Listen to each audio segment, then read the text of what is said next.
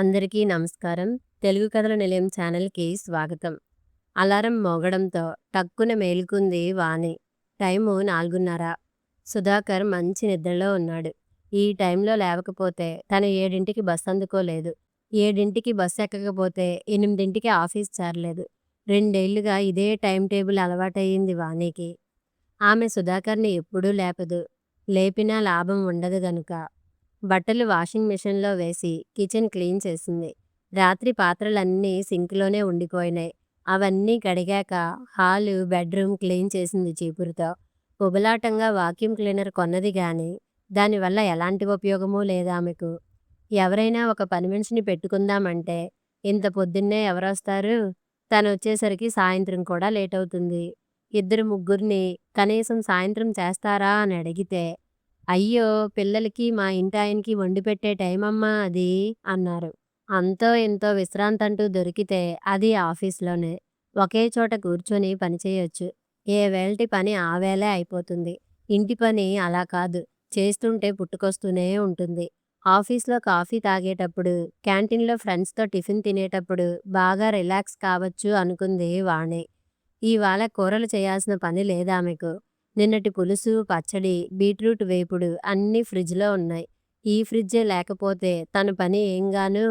6:30కి క్యారియర్లు సర్దేసి, కాఫీ చేసి భర్తని లేపింది. అతను కూడా 8 బస్ స్టాప్‌లో ఉండాలి. ఇద్దరి ఆఫీసులు ఒకటి తూర్పు, ఒకటి పడమర. అతనికి బైక్ ఉన్నా డ్రాప్ చేయడానికి వీలు కాదు. పెట్రోల్ ధర పెరగడం వల్ల అతను వెళ్ళడమూ వీలు కాదు. అందుకే ఇద్దరికీ బస్సులే ఆధారం. ఏదైనా తినేటప్పుడు, తాగేటప్పుడు మాత్రం ఆరాంగా ఉండాలని కోరుకుంటుంది వాణి. ఇప్పుడామె భర్తతో కలిసి విశ్రాంతిగా కాఫీ తాగుతుంది. రేపాదివారం అమ్మ వస్తుందట చెప్పాడు సుధాకర్. ఓ అలాగా అంది వాణి. అత్తగారొస్తే తనక్కాస్త రిలీఫ్ అనుకుంటూ. ఏంటోయ్ చాలా ఫ్రెష్‌గా కనిపిస్తున్నావ్ అన్నాడు. స్నానం చేశాక ఎవరైనా ఫ్రెష్‌గా ఉంటారు అంటూ అంటూ చెప్పుల్లో కాళ్ళు దూర్చింది వెళ్ళడానికి సిద్ధమవుతూ. ఆగాగు అంటూ పరిగెత్తుకొచ్చి బుగ్గ మీద ముద్దిచ్చాడు. చాలు బాబు సరసాలు బస్సు మిస్సవుతుంది అంటూ మెట్లు దిగింది. వాళ్ళ పెళ్ళయి 2 ఏళ్లయింది. అప్పటినుంచి ఇదే దైనందిన కార్యక్రమం. ఇద్దరూ సంపాదిస్తున్నా మరీ పెద్ద ఉద్యోగాలు కావు కాబట్టి సిటీలో అక్కడికక్కడికి అత్యవసర సంపాదనలే. సుధాకర్ తల్లి భాగ్యమ్మ విజయవాడలో కూతురి దగ్గరుంటున్నది.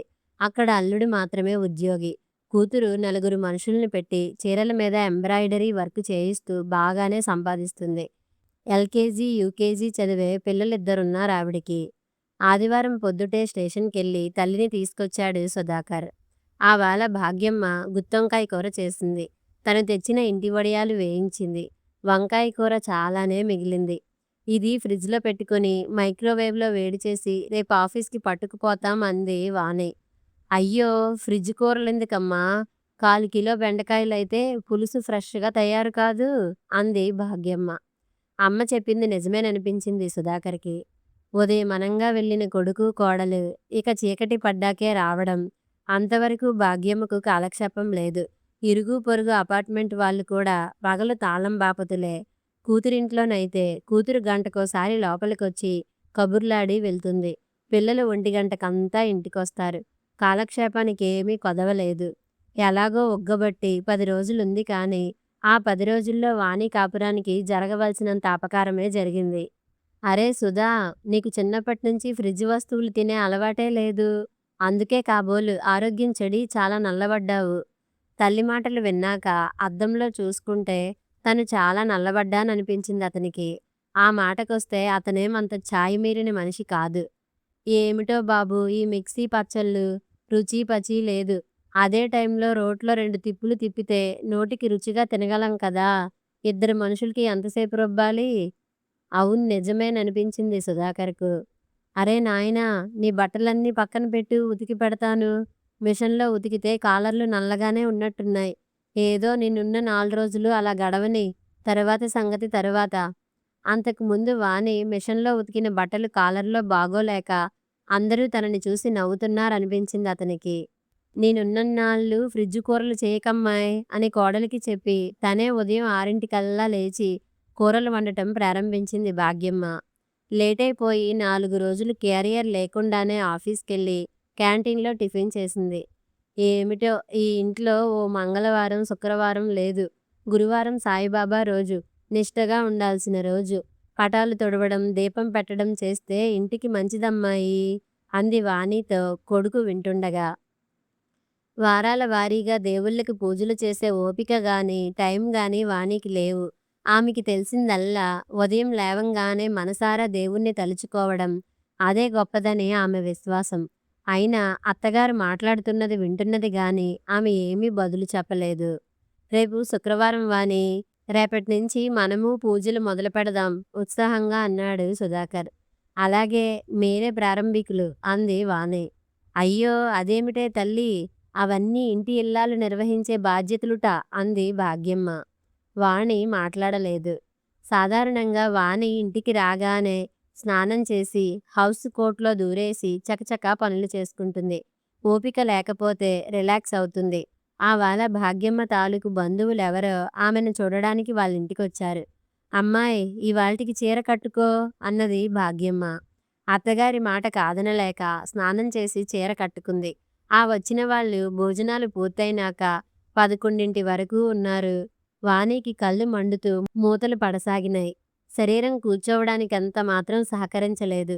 వాళ్ళు భోంచేసిన పాత్రలన్నీ టబ్‌లో పడేసి వెళ్ళి పడుకుంటున్న కోడల్ని చూసి గొనగసాగింది భాగ్యమ్మ. వాణికి చాలా చిరాకనిపించింది.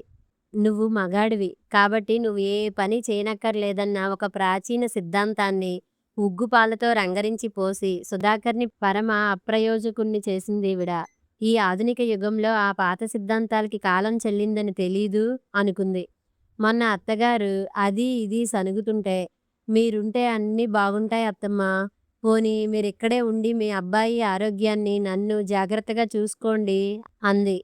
ఆమె చెప్పబోయే సమాధానం వాణికి బాగా తెలుసు. ఆమె ఊహించినట్టే. అయ్యో ఎలా వీలవుతుందమ్మా, అవతల వదినకు నేను లేకుంటే క్షణం జరగదు. అసలా పిల్లలు నన్ను చూడంది నిలవలేరు అన్నది భాగ్యమ్మ. హౌస్ కోట్లో దుప్పట్లోకి దూరుతున్న భార్యని చూసి, అబ్బా నాకీ హౌస్ కోట్లే ఇష్టం లేదు గోముగా అన్నాడు సుధాకర్. ఇష్టం లేదా? అయితే నువ్వెప్పుడూ వేసుకోకు నవ్వుతూ అని నిద్రకు ఉపక్రమించింది వాణి.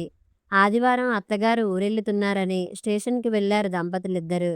అమ్మాయ్ రేపు మే నెలకు నీకు పెళ్ళై 2 ఏళ్లు పూర్తవడం లేదు అడిగింది భాగ్యమ్మ. అవునండి. మరి డాక్టర్‌కి చూపించుకోరాదూ? ఎందుకు నాకేమైంది? ఆశ్చర్యంగా అడుగుతున్న వాణికి అత్తగారి మాటల్లో గూఢార్థం కాస్త నిదానంగా బోధపడ్డది. 10 రోజులుందో లేదో పరిగెత్తిపోతూ ఉంది కూతురి మీద బెంగతో. ఇక రేపు తనకొక బిడ్డ పుడితే ఈవిడ సాకుతుందన్న ఆశ ఎంతమాత్రం లేదు. సలహాలకి మాత్రం తక్కువ లేదు. నిజానికి వాణి చాలా రోజుల క్రితమే డాక్టర్‌ని కలిసింది. బిడ్డల కోసం కాదు, గర్భనిరోధక మాత్రల కోసం. తమ ఆర్థిక పరిస్థితి కాస్త మెరుగుపడ్డంత వరకు తను 2 ఏళ్లు లీవులో ఉన్నా ఏ లోటూ లేకుండా ఇల్లు గడుస్తుందన్న నమ్మకం తను పొందినంత వరకు తల్లి కావడం ఆమెకిష్టం లేదు. అత్తగారి మనస్తత్వం బాగా ఎరిగి ఉండడంతో తను ఆ టాబ్లెట్స్ వాడే విషయం ఆమెకి తెలియనివ్వలేదు వాణి. అత్తగారి ప్రభావం భర్త మీద బాగానే ఉన్నట్టు ఆమె వెళ్ళిపోయాక గ్రహించింది వాణి. అబ్బా కూరలు ఫ్రెష్‌గా చేయరాదూ? ఇవాళ శుక్రవారం దేవుడి దీపం పెట్టరాదూ? అమ్మ పాపం అన్నీ సర్దుతుండేది. ఆమె వెళ్ళాక అన్నీ మామూలైపోయాయి. నా కాలర్ల మురికి సరిగా వదలలేదల్లే ఉంది. ఈ మార్కు మాటలు అసంతృప్తి విసుగు మేళవించగా సుధాకర్ నోట్లో నుంచి వినిపిస్తున్నాయి. ఒకరోజు సాయంత్రం ఆటోవాడి సాయంతో ఒక రోలు గూటం సహితంగా పోత్రం మోయించుకొని తెచ్చాడు సుధాకర్. ఇదేమిటి? ఆశ్చర్యంగా అడిగింది. ఏముంది? మిక్సీ పచ్చళ్ళు తిని తిని మొహం మొత్తింది. అప్పుడప్పుడు రోటి పచ్చడి తిందాం అన్నాడు. అలాగే అంది.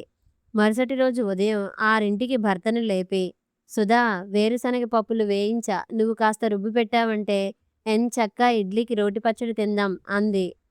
నేనా? అవును నువ్వే. ఏముంది? పోత్రంతో 4 తిప్పులు తిప్పితే సరి. గుత్తొంకాయ మసాలా కూడా వేయించాను పనిలో పని అంది. చాలు చాలు తమాషాలు. అసలివి పట్టుకోవడం కూడా నాకు చేతకాదు కోపంగా ధ్వనించింది స్వరం. దానిదేముంది? ఒకసారి చేస్తే అదే అలవాటైపోతుంది. నన్ను వంటింటికి పరిమితం చేస్తావా ఏమిటి? మా అమ్మకి తెలిసిందంటే మా అమ్మకి తెలిస్తే ఇంకా బాధపడుతుంది. యానిమేషన్ చదువు నుంచి డైరెక్ట్‌గా పెళ్లిపీటల మీదకి నడిపించిందామె. వాళ్ళంతా బాధపడతారని కూర్చుంటే మరి రోటి పచ్చడి ఎలా తినగలం? నా వల్ల కాదు. ఏమైనా చేసుకో. ఓకే. నాకవతల పని ఉంది. మిక్సీ చట్నీతో సరిపెట్టుకో. రెండో రోజు. సుధా, వాషింగ్ మిషన్‌లో బట్టలు డ్రై అయిపోయాయి. వాటిని ఆరబెట్టు. ఆరబెట్టేటప్పుడు నీ కాలర్‌లో మురికి పోయిందో లేదో చూసుకో. ఒకవేళ మురికి పోకుంటే సబ్బుతో రబ్ చెయ్యి. వాషింగ్ మిషన్‌లో బట్టలు ఉతికితే కాలర్‌లకి మురికి ఎంతమాత్రం వదలదని వానికి బాగా తెలుసు. ఇంటి పనిలో అతని బాధ్యత గుర్తు చేయాలని మాత్రమే అతనికి పనులు పురమాయించడం మొదలెట్టింది. అతను సణుగుతూ, గొణుగుతూ బట్టలారబెట్టాడు. వాణి పట్టించుకోలేదు. చెయ్యి తీరడం లేదు. కాస్త టీ పెట్టుకో. హెల్ప్ యువర్ సెల్ఫ్ కూరగాయలు తరుగుతూ చెప్పింది. ఒక పని మనిషిని పెట్టుకో. ఇక మీదట నాకీ పనులు చెప్పకు ఘాటుగా వచ్చింది జవాబు. ఈ పనులు ఇంత పొద్దున్నే ఎవరూ చేయరు. ఒక ఆల్ ఇన్ వన్ మిషన్ తప్ప. అయితే నిన్ను మిషన్‌లా చూస్తున్నానా? అది అడగాలా? నీకు మతి పోయింది. నువ్వు గతి తప్పావు మీ అమ్మ వచ్చినాటి నుంచి. మాటా మాటా పెరిగి వాణి సూట్‌కేస్ సర్దుకొని వర్కింగ్ ఉమెన్స్ హాస్టల్‌కి వెళ్ళిపోయింది.